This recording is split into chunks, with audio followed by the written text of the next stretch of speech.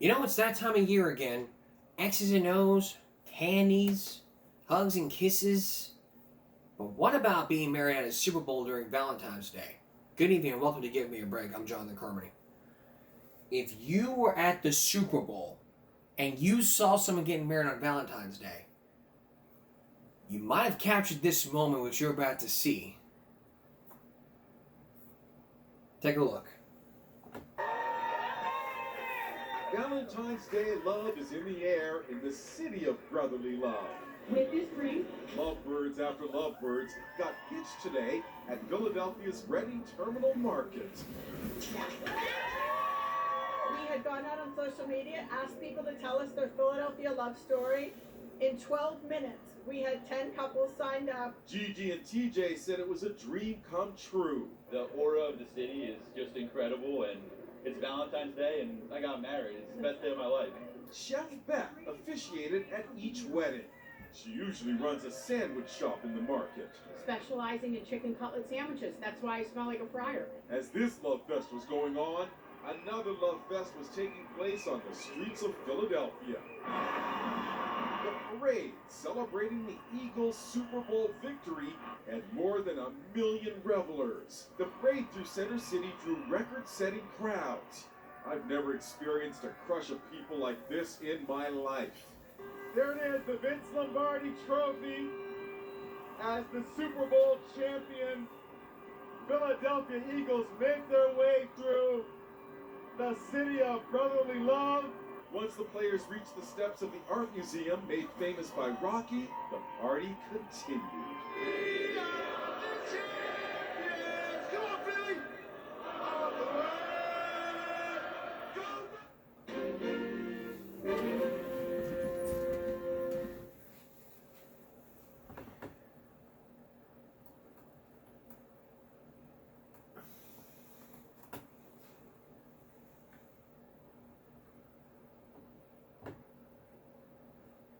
Alright. Everyone having your favorite childhood food? Remember this? They can't say when they want to eat soon. SpaghettiOs. Or how about this? It's not fried. It's not? It's shake and bake, and I help. There was a time back in the 60s, 70s, and 80s when they were our favorite foods. They're the foods you grew up with: Salisbury steak, hamburger helper, tapioca pudding. Whatever happened to them? Well, if you think they disappeared from the supermarket, we're here to tell you they still exist. I got cooking with Chef Lauren Covis. Why are people still buying shake and bake? Because it's easy. Because it's easy. It's easy. And it kind of makes you, it throws back to your childhood, right? Yes, that warm comfort feeling. The idea is simple. Moisten the chicken, throw it in the bag of seasoning, and shake. And then you shake and bake. Shake and bake. So this took Ready to about, what, 30 seconds? Not even. Get it good, nice and coated. So this is what our moms used to do when we were growing up. Give you that fried chicken feeling. Oh my goodness. Remember Rice-A-Roni? Rice-A-Roni, the San Francisco treat. You have to remember Rice-A-Roni. Of course, Rice-A-Roni. This Super the San easy. Francisco treat. Yes, it is. It's 2.5 cups of water and 2 tablespoons of butter, Wow. and then you just put the box in. And Super easy. And when mom needed a helping hand, there was always Hamburger Helper to turn to. Hamburger helper, when you need a helping hand. Hamburger Helper when you need a helping hand, And right? an easy meal. And an easy meal. Okay, Yes. how easy is this meal? All you have to do is buy the meat. It's just browned ground beef and a seasoning packet. You're gonna add in your milk. It's 2 cups of milk and 1.5 cups of water right in. I definitely had reservations about this one. Okay, it's not looking great yet, No. but we're getting there. But once it boiled for a bit, it was just as good as I remembered it from my childhood. It's absolutely delicious. I'm gonna make this at home. Hamburger Helper. Forgotten foods? Forgotten no more. Shake and bake, and I helped. Shake and bake and it's shake and bake and I helped. That's kind of cool. I remember getting the Hamburger Helper when I was growing up. It's shake and bake and I helped.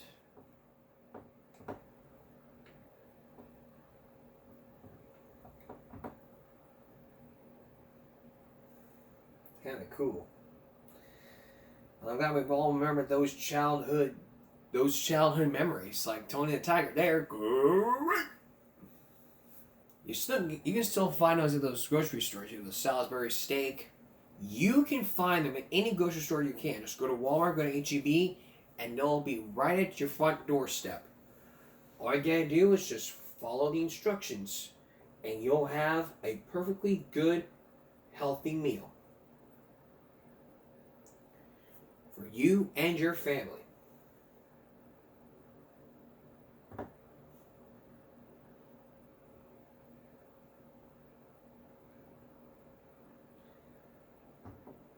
Wow. Even then, you would be able to be helpful in cooking a best meal for your family.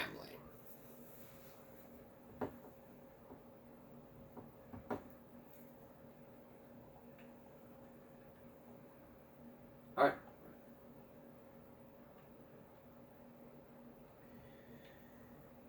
Coming up, we're taking a trip to Flower Bluff to where they are proposing a May ballot. A look at propositions A through C. Please stay with us. Over $100 million in the 2025 ballot in Flower Bluff. What could this mean for us taxpayers? You're going to meet some people in Flower Bluff that have some different views. All about the tax ballot. Could we be paying more taxes? Or could people not be paying taxes? Here's Tony Helmier. This proposed bond is the result of campus studies, a planning committee review, and finally a unanimous decision by the school board to put the issue on the May ballot. And they got to tour the facilities and see firsthand some of the state of facilities. The bond is made up of 3 propositions. Prop A includes items like general district renovations and replacing its central plant which runs the HVAC system. Our existing central plant was built in 1966, and that central plant provides heating and air conditioning throughout the entire district. Prop B includes upgrades for career and technical spaces like the NJROTC team. Renovating and expanding some space for our Naval Junior ROTC program. And finally, Prop C would lead to improvements to Hornet Stadium, but has nothing to do with the field. Our safety improvements, renovations to extend the life of Hornet Stadium. So how much could this cost taxpayers in 78418? If you are over 65 years old, your taxes will not increase, but others will see a tax rate increase. Average home of a taxable value of $250,000, they would see approximately $37 a month increase on their tax bill. So how do neighbors feel? I spoke to John Gage, a Flower Bluff ISD parent who could see a tax increase at 2 properties by this proposal, since his office is on the island and he also lives in Flower Bluff. Once you see how bad the facilities are and how we've pushed the fiscal responsibility on down the road, it's to a point where we really can't not do something about it. The district will soon announce a series of weekly meetings where the superintendent or staff will take parents and voters on a tour of the changes that could be made. In Flower Bluff, I'm your neighborhood news reporter, Tony Hadamil, Chris 6 News. Healthy vision is about more than seeing clearly. It's about going beyond. From comprehensive... Look, we all pay taxes, and our tax dollars go to our local school districts. I mean, everyone says the answer. When people are out of money, they want more. How much money would be right? Like, you're spending $10,000 per kid. I mean, school spending has tripled over the last years. A lot of schools spend a lot more different than other countries.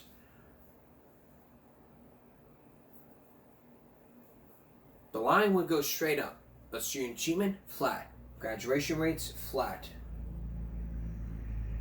The extra money is not helping out the kids. More money but no results. It's a lot of money. $10,000 per child. For a class of 25, it would be $250,000 a year. It's not going to help out the kids. Love is in the air. That's exactly what we talked about. On Stupid America. But it's way different because really, we have to pay our taxes.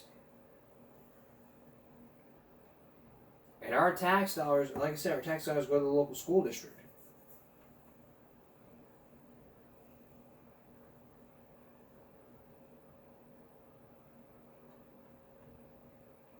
And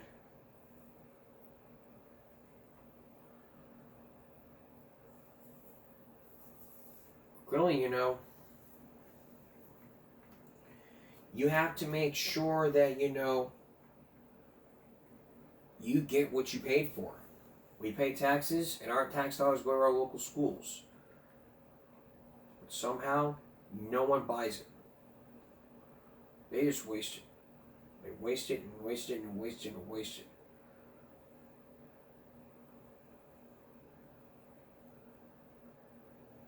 Until somebody steps in and says, hey, you know, we need to cut back. If we don't cut back, we're spending a lot. If we spend a lot, then this is what's going to happen.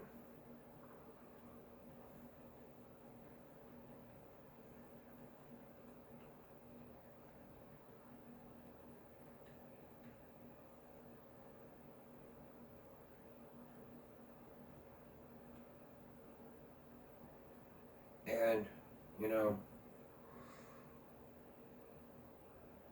I don't want that ever happening to somebody. I really don't.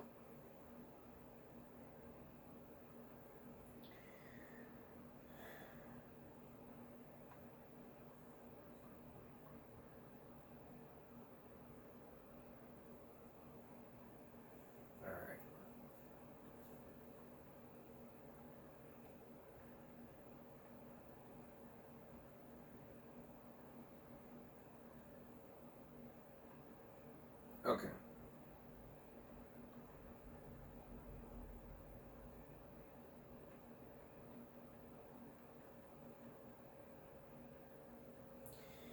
We're gonna have more.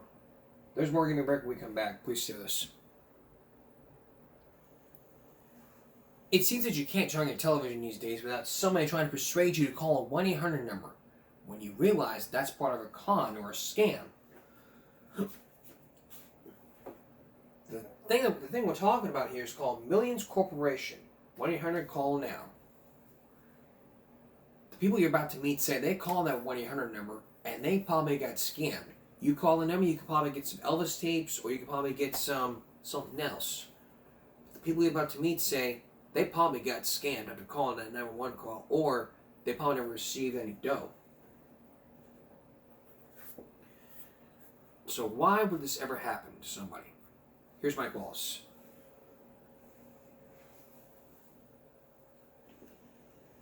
Well, these 7 distributors went for such a pitch. Together, they invested, and they lost, close to $150,000 in a company called TV Fortunes, or TV Millions. But they were not alone.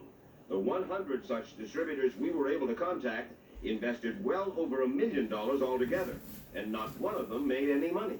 I invested $9,500 with TV Millions and cashier's checks, and approximately $5,000 to $6,000 in startup expenses, computers and that, to run the business. And he lost it all, as did she. It's going to cost me about $35,000 to get out of this. Financially, they've totally ruined me. What happened? They all fell for a classified ad like this one in USA Today. First time offer. Due to new market and demand, our company has developed an entirely new marketing concept. High profits, $9,500 secured investment. 6 figures the first year. Well, that fascinated us.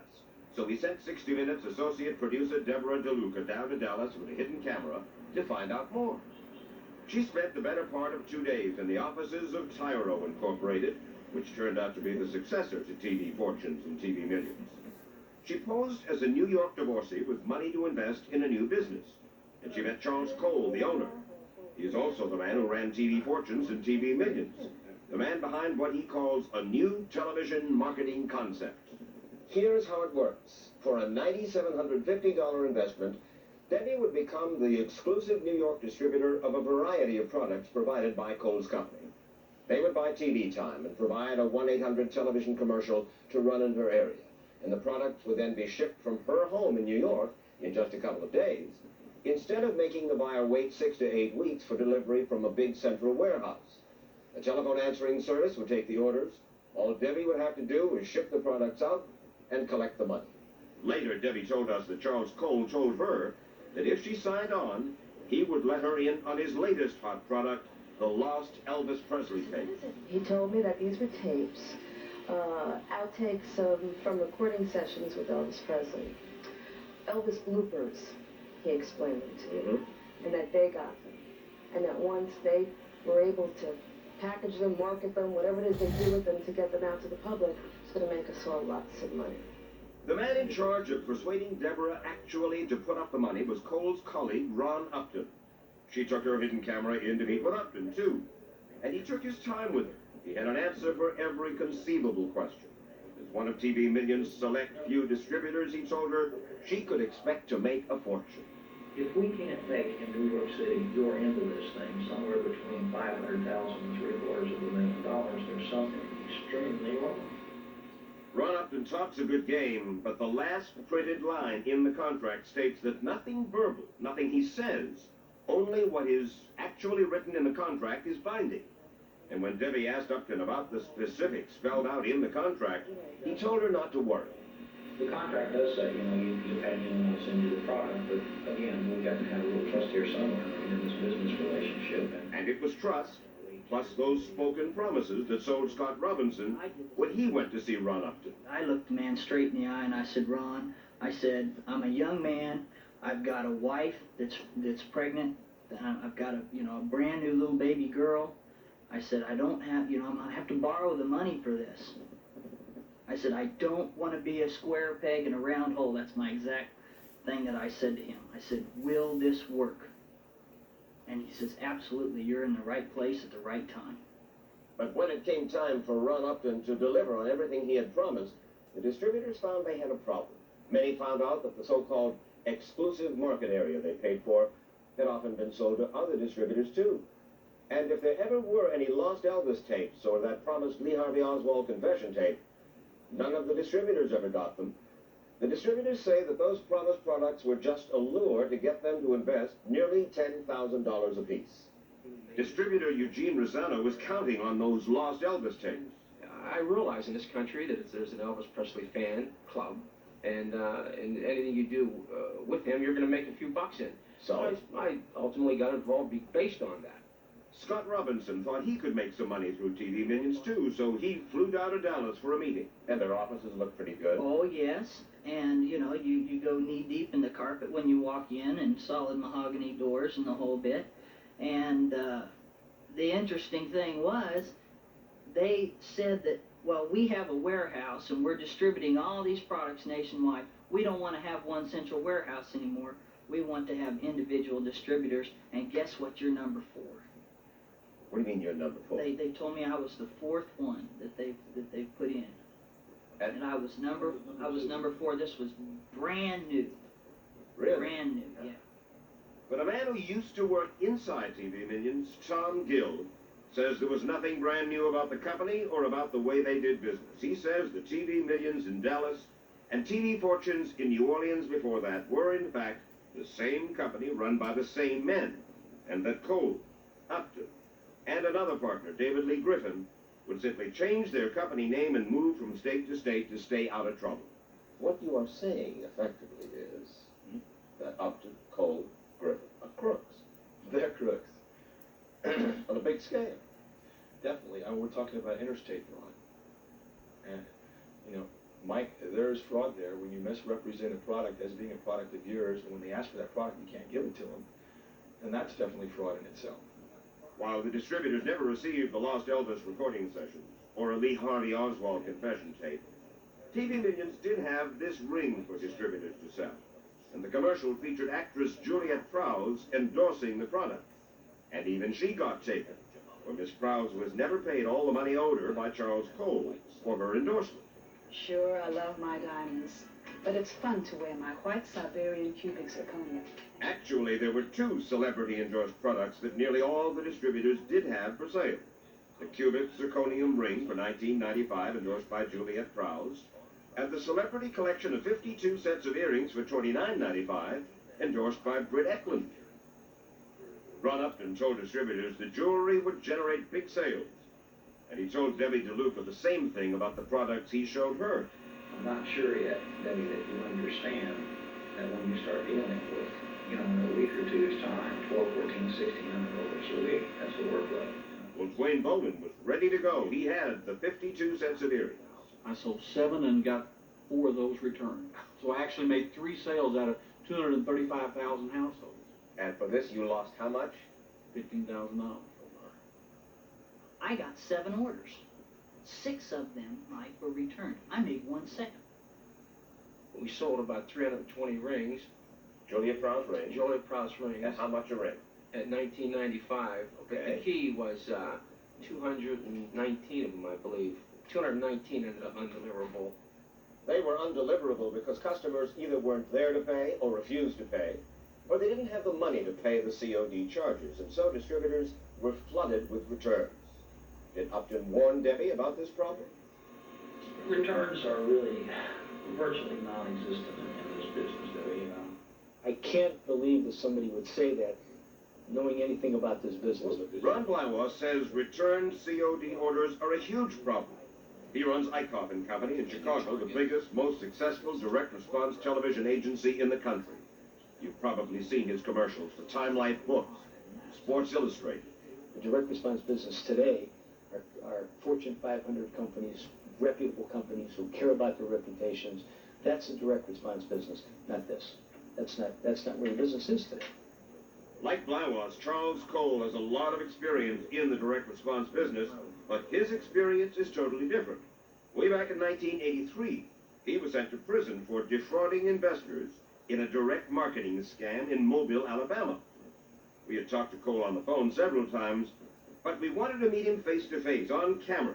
So, along with his investors, we went to his offices to confront him.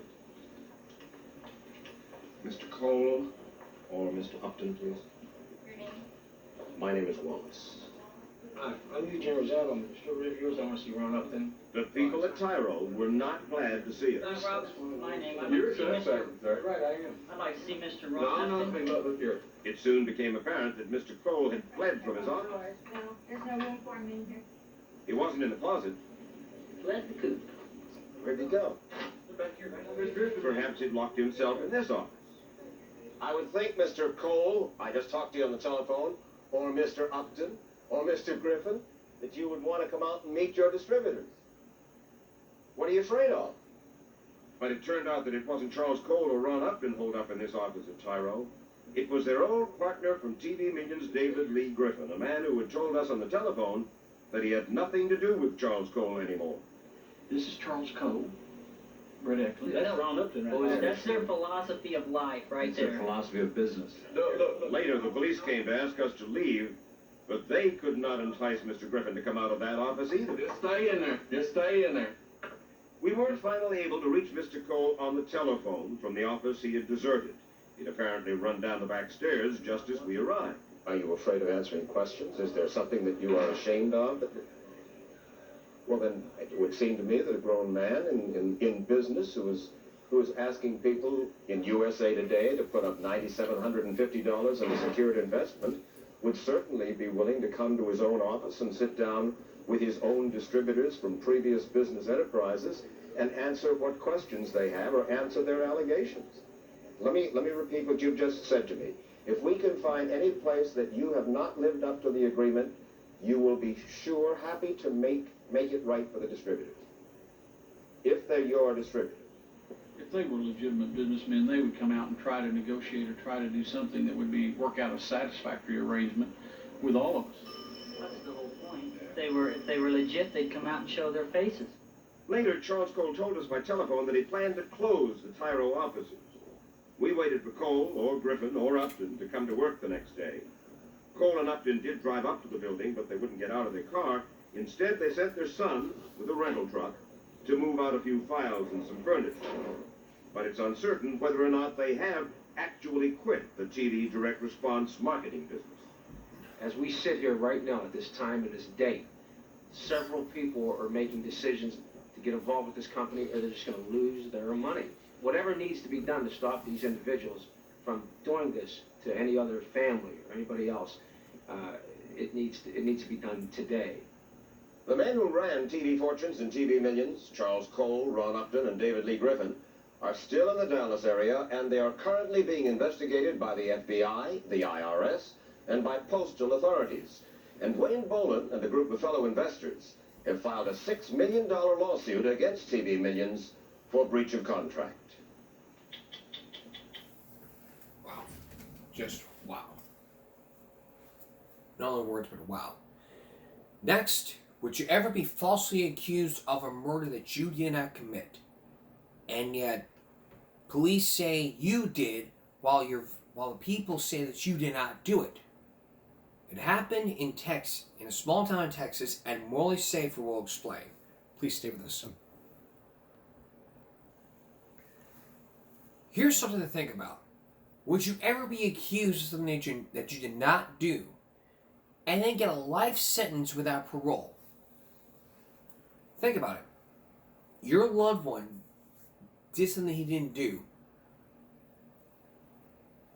and all the evidence pointing to you, and you say you didn't do it, but then the judge believes what the prosecution has heard, and so your husband or wife will get the harsh sentence of 20 years without parole.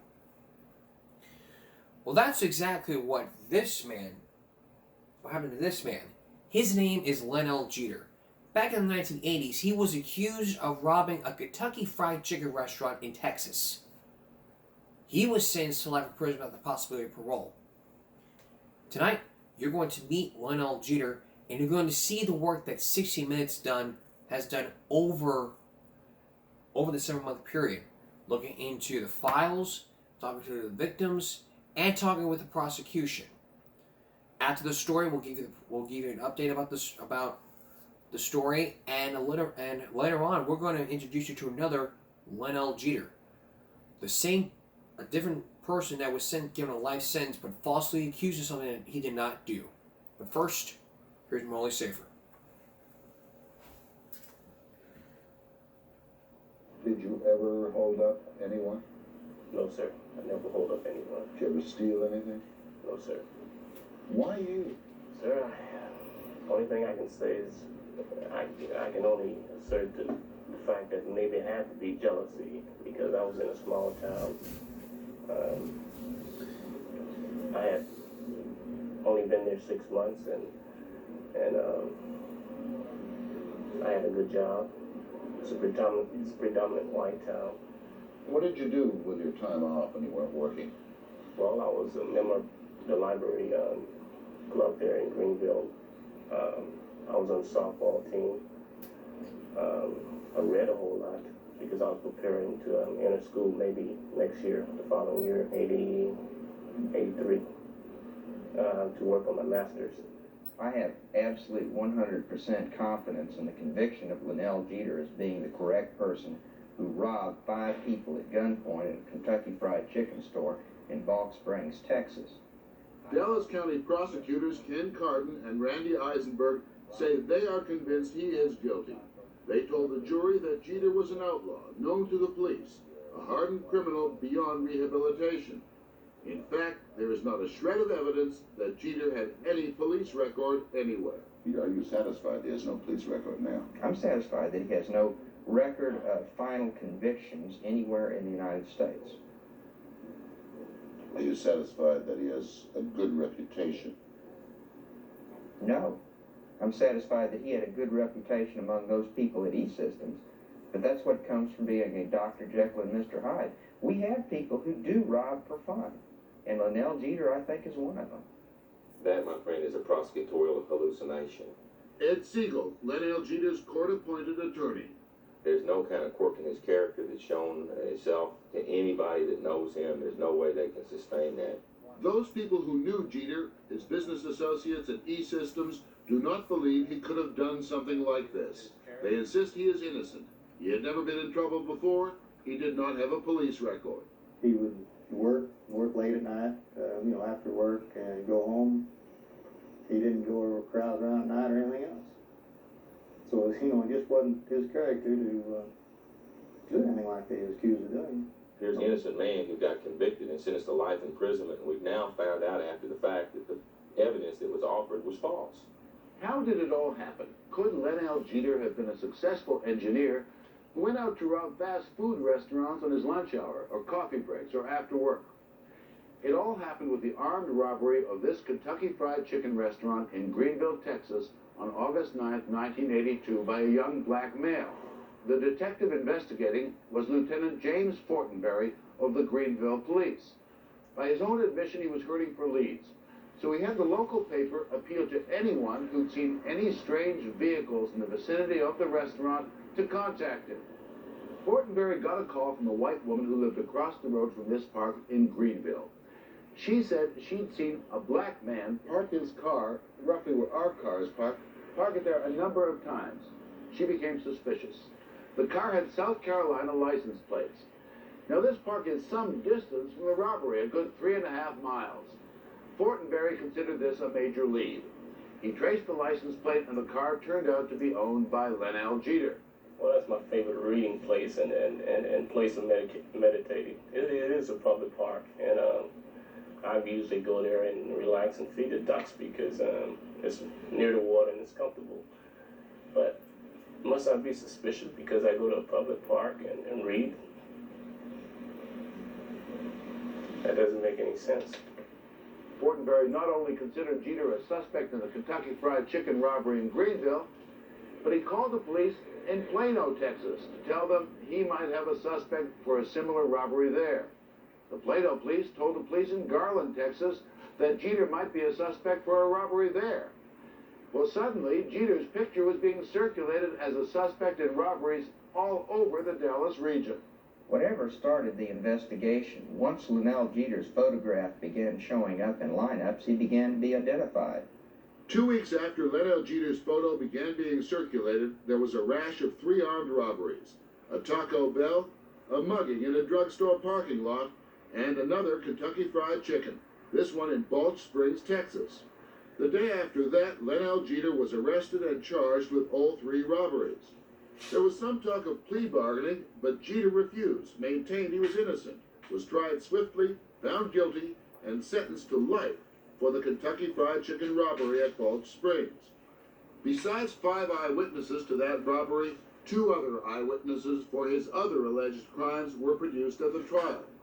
That drugstore mugging victim, Lou Ann Hurd, identified Jeter from a lineup.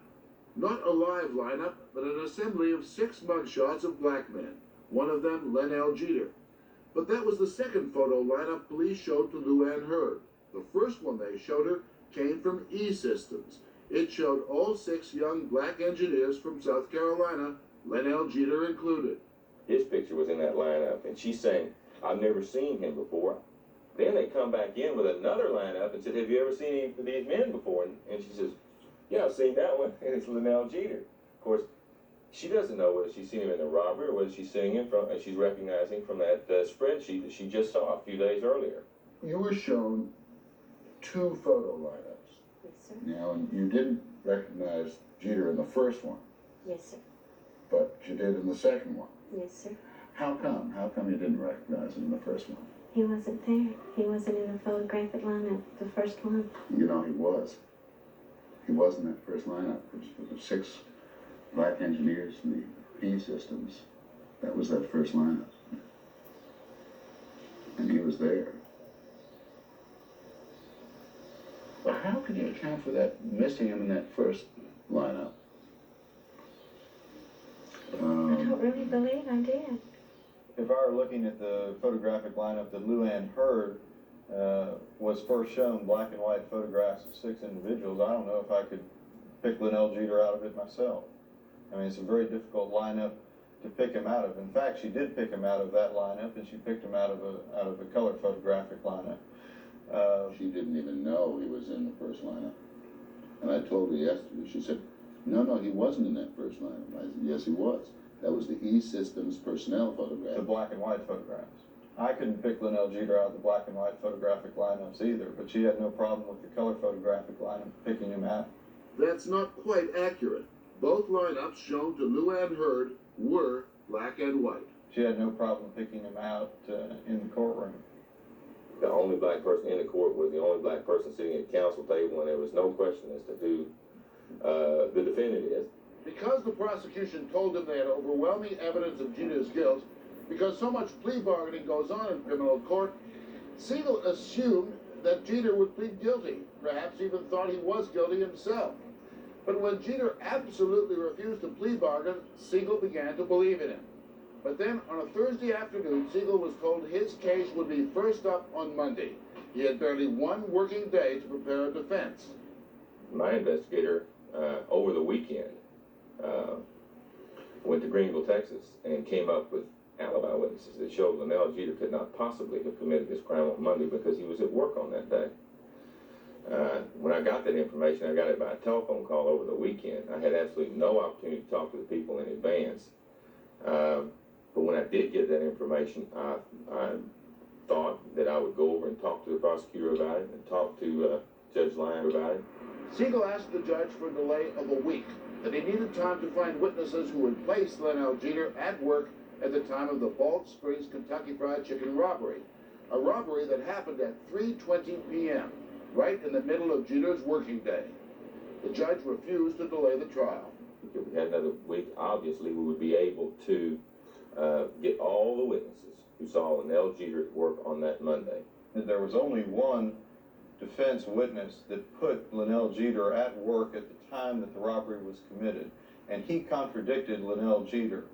Jeter said that he was at work but gone for an hour and a half that day, and the individual that was his supervisor, I believe his name is Charlie Hartsford, testified that Linnell Jeter wasn't gone from work more than 5 or 10 minutes all day. Charlie Hartford told us that when he testified Jeter wasn't gone for more than 5 or 10 minutes, he was not considering Jeter's lunch hour. As far as that lunch hour was concerned, other workers at E-Systems can account for that time. He left at noontime. He went to the bank, Rick and I went down to the bank, and they remembered him coming to the bank and how long he stayed at the bank. That was in the morning, though. Yeah. He went, Yeah. Not in the afternoon. But he did leave. But Carden made a big deal out of that. Did you check with the bank? No. Jeter didn't testify that when he was gone from work for the hour and a half that he went to get a bank loan. He said he went to downtown Greenville and got a voter registration application. So you explain why Jeter got on the stand and lied if in fact he went and got a bank loan that day.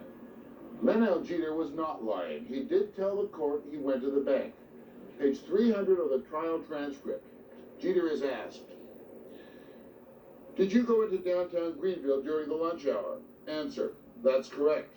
Question, "Why did you go to town that day at lunch?" Answer, "I had to go down and register to vote. I also stopped by the bank too." Question, "What bank?" Answer, First Greenville National Bank. That was the lunch hour. But what about the afternoon? Remember, that Balch Springs restaurant was robbed at 3:20 p.m. Well, at between 1 and 1:30, here at E-Systems, Charlie Hartford, Jeter's supervisor, gave Jeter an assignment, one that would take 2 hours to do. Hartford got it back completed by 4:30. To have driven to Balch Springs, hold up the restaurant, and return to work would have taken Jeter another 2 hours. It would seem impossible for him to have completed his assignment and the holdup in the same afternoon. The fact he did this work for me, as far as I'm concerned, fixes him there the majority of the afternoon. But the project that he said he gave him the day of the robbery, their records also show was not given to him the day of the robbery. Their records showed that it was given to him another day and that he could have had plenty of time to do that before. It's just not true. I've got the records. That's what we looked at. That's what we had the security guard come down here and testify. Rick McCants, another E-Systems engineer, says he saw Jeter twice that day, first at a coffee break at 2:45, and then about an hour later. Then I came back around 4:45 because I wanted to find out if he got the loan. That's my original intentions were. And he told me he did get the loan. Then I went back to my desk. As we said, the trial came up suddenly. It had already begun when Jeter's attorney called E-Systems and asked his co-workers to get to Dallas as quickly as possible to testify on his behalf. Two people who were not called to testify and did not realize until after the trial that their testimony could have been crucial were Dan Walker and Deborah Cotton. I talked to him shortly, right around 1 o'clock, and then again at 3, right at 3. At 3 o'clock. And the robbery took place at 3:20. 3:20. Absolutely impossible to get from It was impossible E-Systems to for Ball Linnell Springs. Jeter to be there. He came by to use my phone at right around 3:45, somewhere between 3:45 and 4 o'clock that afternoon. No way you could get back from Ball Springs No, in no, 15 minutes. no. There wasn't one person that I talked with that could provide Linnell Jeter with an alibi, the day of the robbery, the time of the robbery. When you say you I talked talked with Ernie Locke, I talked with, Deborah Cotton?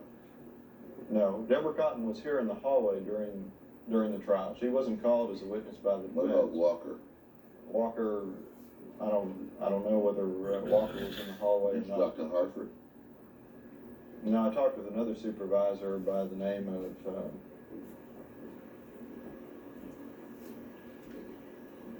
I can't remember his name now. Deborah Cotton sat in this hallway throughout the trial. I never talked to her, but she had the opportunity to get on that witness stand just like any other witness and tell what she knew. And if she could have provided him an alibi at the time, I don't see any reasonable explanation for her not doing exactly that, and she didn't. You said that Deborah Cotton was out here. She wasn't out here at all. There was a lady from E-Systems, Black I or was white? told, black, that was sitting out in the hallway. Deborah Cotton's white. Well, then Again, obviously, Deborah Cotton never got obviously on the I'm stand, relying you on can't what, say. I'm relying on what Mr. Siegel told me.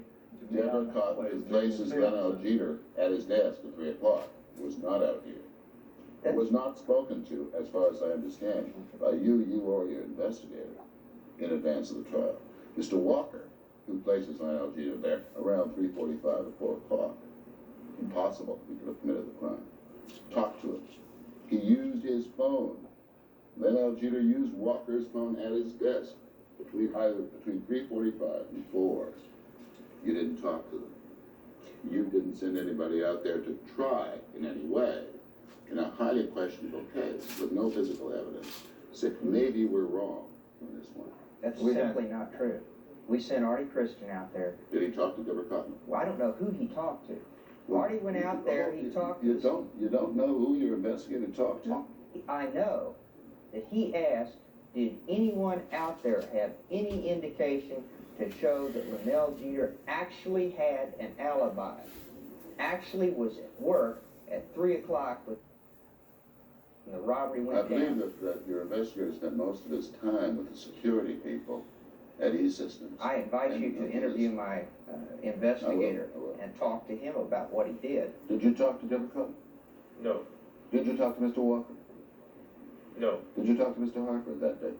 no. Mr. Harper was at the courthouse at the time. I was at E-System. Did you know that Deborah Cotton and Dan Walker both placed Linnell Jeter in E-Systems at 3 o'clock, again at 3:45, and again at 4 o'clock? No, I didn't know. I wasn't aware of that, no. Why didn't you go up to his floor, his department, talk to the people who worked with him? I did go where he worked. The security guard took me through the areas where he worked, gave me sort of a tour around. When I went out to E-System, the individuals that worked or had testimony in this case was down here at the courthouse. When I went out there, I was not aware that anyone that had any information. You mean you didn't go out there in advance of the trial? No. What did the prosecutors tell you to look for when they sent you out? Well, the prosecutor didn't actually tell me to look for anything. When I was aware of the fact that he had all the alibi witnesses coming in, you see, we have a dilemma. You have witnesses that have identified this guy as being at a robbery scene, and then you have his witnesses that say he was at work. So obviously a person cannot be at two places at once. So that was a problem. I went out to see if there was any validity as to what was happening and what the testimony was to be. Aren't there some doubts in your mind about this young man? The only problem that I would have had to begin with this case was when all of the alibi witnesses came down to testify for him. But it just turned out that none of them could alibi him during the time these robberies were committed. Except for Deborah Cotton and Dan Walker. Who did not testify in this case, and apparently we were not aware of their existence. When you talk to the brass out there at E-Systems, what do they tell you about Linnell Jeter? they held him up very high, and as far as reputation and character and type of work that he did. Was there any suggestion that there might be a darker side to him? No, they just thought he was an outstanding young man, basically.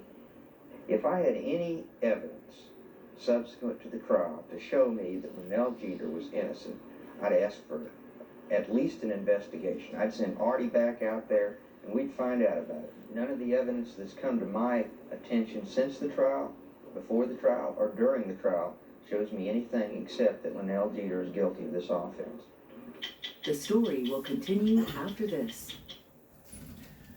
When we return, we're going to hear more from Linnell Jeter, we're going to hear more from the trial, and we're going to hear more from the prosecutors. Stay with us. Linnell Jeter. The name may not be familiar to you, but if you were around in 1982 and saw Robert Kentucky Fried Chicken, you might have heard that he was falsely accused of that robbery. Remember, he was sentenced to life in prison without the possibility of parole for robbing a Kentucky Fried Chicken store. He says he's innocent. But what about the court? And what about Linnell Jeter? Once again, Wally Safer. There was no physical evidence of Jeter's guilt. No gun, no cash, no license plate taken down at the scene of a crime. The state's entire case was based on eyewitness testimony. Eyewitness testimony is subject to a great deal of error, and that's all they have. Have absolutely no corroborating evidence whatsoever. They have 5. It's pretty convincing. Not really when you stop and think that each one of the persons who identified the robber described the person that doesn't even look like Jeter. They have him from 5'6" to 6 foot tall. Some of them have him with whisker hair. Some of them have him with a mustache. Some of them have him with long sideburns. All of them have him with long hair. He never looked like that. People quite often get small details incorrect in their pictures of people, the pictures they mentally retain. But when you come face to face with someone, you don't tend to forget them. But it's the small details that send a man away for life, so don't they have to be very, very carefully examined? It's the live witnesses that you look at, and listen to, and decide after you hear them on the stand that you believe them that send people to the penitentiary. So Jeter was found guilty. Then came the punishment, the sentencing phase of the trial. The prosecution asked the jury for life for Linnell Jeter, and among its witnesses was Lieutenant Fortenberry. He told the court he'd telephoned the police in South Carolina, and a sheriff down there, Sheriff Ed Darnell, had said he knew Jeter and knew him to be a bad character. Sheriff Darnell, when Lieutenant Fortenberry called you, what did he want to know about Linnell Jeter? He was telling me about Jeter and being a suspect in this armed robbery, and said that he just needs some information on him. And I told him, I said, well, I don't have anything on him. I don't know him at all. Did you say to Lieutenant Fortenberry that if his name is Jeter and he comes from Denmark, South Carolina, he must be or was probably an outlaw? Definitely not. No, sir. No way, shape, or form. If someone was a bad character in your county, do you think you'd know him? I think I would. We have less than 19,000 people here, and I know most of them. The bad characters especially. It wasn't until after the trial that Siegel learned Darnell had denied saying Jeter was a bad character. Lieutenant Fortenberry will not be interviewed, but after Darnell's denial, he did talk to a local station in Dallas. I have not perjured myself, and anything further in regards to that, I'll stand on my testimony. Did anybody call South Carolina to confirm this story, that Linnell Jeter was a man with a, quote, bad reputation in South Carolina? Well, Linnell Jeter's reputation didn't have anything to do with the facts of the case that we prosecuted him for. It had only to do with his punishment, and that was one witness out of several that said he had a bad reputation. There were 2 other witnesses, and it turned out that those witnesses were policemen from another town who'd heard of that bad reputation, either directly or indirectly, from Lieutenant Fortenberry. And there's one more thing that's important to know about the Linnell Jeter story. Remember that first Kentucky Fried Chicken robbery here in Greenville? The one that first brought Linnell Jeter into the mind of Lieutenant Fortenberry because of that phone call he'd received about the out-of-state car seen at a local park. Carla Wright worked in this restaurant, and Lieutenant Fortenberry showed her a photo lineup. And were you able to identify anybody in those pictures as the robber? No, sir. Later, you did see Linnell Jeter, correct? Mm-hmm. Was that the man who held up the Kentucky Fried Chicken? No, sir. You sure of that? Sure. Mike Brown also saw the hold-up man. When he was shown a photo lineup by Lieutenant Fortenberry, Brown picked out two men who looked something like the hold-up man. Neither one was Jeter. How did Lieutenant Fortenberry react? He didn't say anything to me. It was just the way it was. It was the kind of feeling you get when you think like you've disappointed somebody, like you've given them the wrong answer. You now know what Linnell Jeter looks like. Oh, You've seen him, exactly. right? Exactly. Is that the man who held up the Kentucky Fried Chicken? Elaine Moody was a customer that day in the Greenville Kentucky Fried Chicken. She too saw the robber. But more important, she was an employee at E-Systems and knew Linnell Jeter. He was very friendly, and he always called me by my name. So you were on a first-name basis? Yes. So had that been Linnell Jeter in there holding up that restaurant, I think he would have said hello.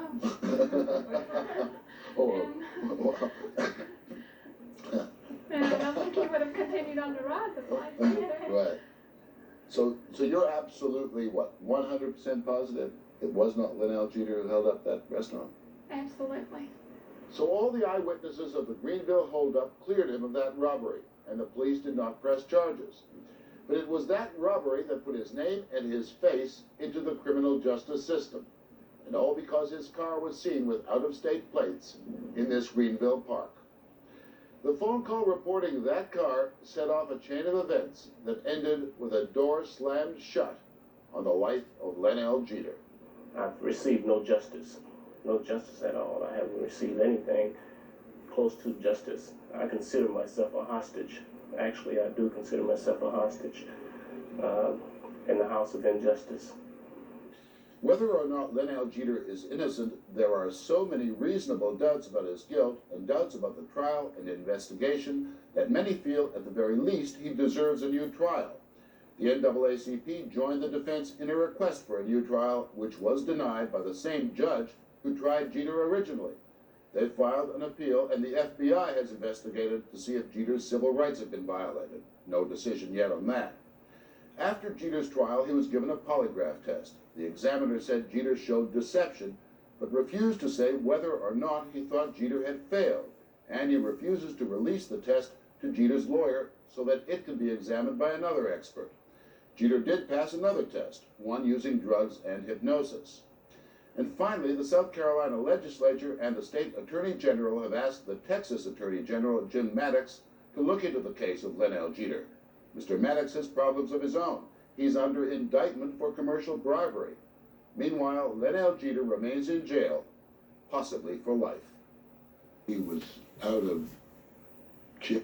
Under indictment for commercial bribery. Meanwhile, Linnell Jeter remains in jail, possibly for life. Possibly for life. Now, after this story aired, it was 4 days after that broadcast aired, he was released. And we are proud to say that he is walking out a free man. We're going to take a break. We'll be right back. Come up tomorrow on Give Me a Break. A story, the same story about Linnell Jeter, who was in jail for wrongfully accused of robbing a restaurant, is now the same person as this person. Her name is Joyce Ann Brown. She's in jail because she was falsely accused of a crime she says she did not commit. The same stuff that happened to Linnell Jeter is the same stuff you're going to hear from all the evidence. Will it be enough to make a new trial, or will she stay in jail? Find out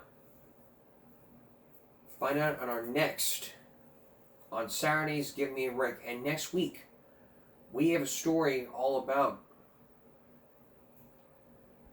and I don't know what we're going to have for you next week, but we'll think of something. So,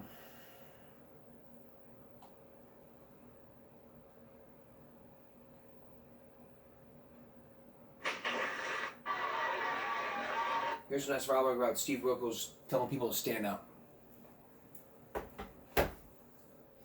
You know, I mean, I don't let scumbags sit on my stage. I certainly don't let murderers sit on my stage. Get your ass up.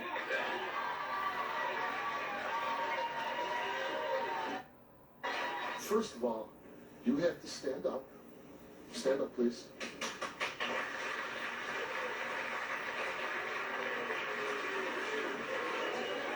Stand up. Get your ass up. You know what? Get your ass off my couch. And if you could sit there and do all the things that you did to not protect your child, then get your ass out of my chair! Can you stand up for 1 second? Can you stand up for 1 second? You're really gonna do that? Yes, I'm really gonna do that. Stand up.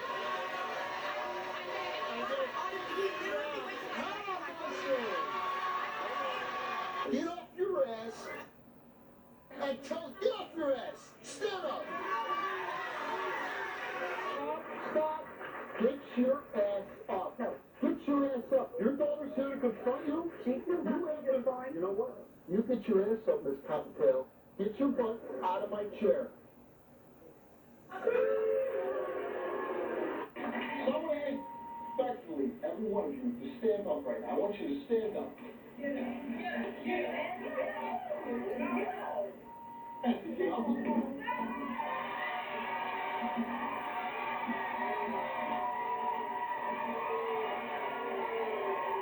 You went to prison for sexually molesting a child? Yes, sir. Okay, so you can't sit on my stage. Stand up for a second. Just stand up for a second. Because guys like you on my show don't deserve a chair. The show doesn't go forward 1 second until you're not comfortable. Your child doesn't get to be comfortable. You don't get to be comfortable. Because if you were the man that you think you are, that if you were a real man, you'd stand, you'd face me. Yeah, that's right. Yeah. Steve-O. Steve-O, that's right. Yeah. Throw that chair. You're a man, you can talk to me on your feet. Yeah, I am a big man.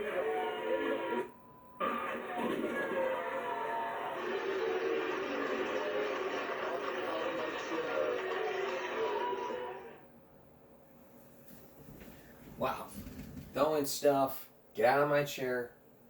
That's all for this edition. Give me a break. Friday going to Saturday. We'll see you again for Give Me a Break Saturday. Actually, I changed my mind. We're going to have that story for you next week. We're going to be off all this weekend. We'll be off on Saturday, so we'll see you again for Give Me a Break Monday. On my birthday. For all of us here at YouTube, and Give Me a Break. Stop bullying, speak up. Concentration, not strength. No jaywalking. Have a good night.